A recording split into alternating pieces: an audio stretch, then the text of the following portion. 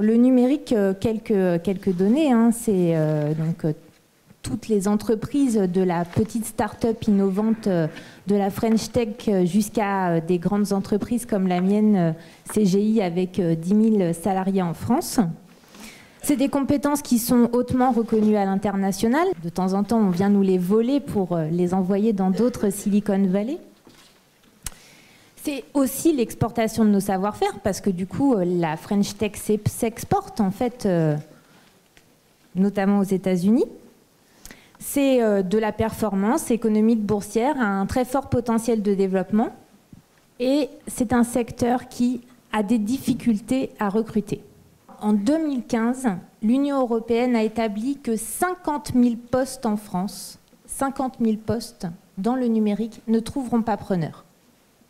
Face à ça, il y a certainement nécessité à mieux organiser la rencontre de l'offre et de la demande d'emploi entre nous, les industriels du secteur, et des organismes comme Pôle emploi, l'APEC.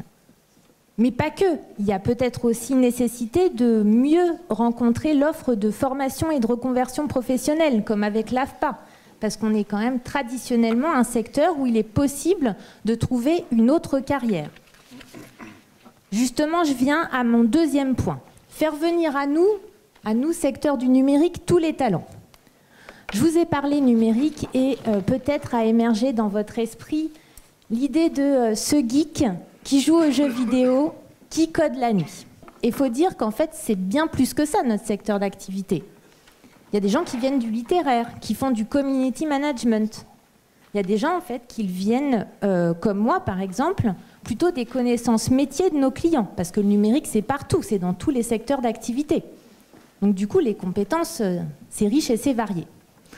On a un petit souci face à ça, c'est que le vivier traditionnel en fait, de captation du numérique, on va dire les écoles d'ingénieurs informatiques, le vivier est quasiment, il est totalement occupé, ils n'ont pas de problème d'emploi ces jeunes. Donc du coup, il faut attirer d'autres publics.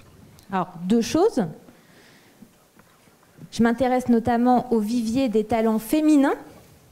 Les talents féminins, pourquoi ? Tout simplement parce que une étude de la DG Connect a montré que si les femmes investissent massivement le numérique, c'est une réserve économique de 9 milliards de PIB pour l'Union européenne.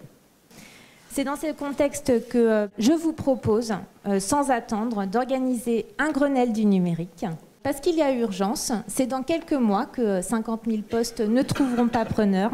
Un Grenelle du numérique parce qu'il est nécessaire de rassembler au même endroit toutes les bonnes volontés, toutes les parties prenantes que sont l'État français, le gouvernement, les parlementaires, les industriels comme nous, toute la société civile qui bénéficie du numérique. Et puis un Grenelle du numérique parce que le numérique mérite d'être distingué comme une industrie avec un grand I d'excellence pour la France d'aujourd'hui et de demain.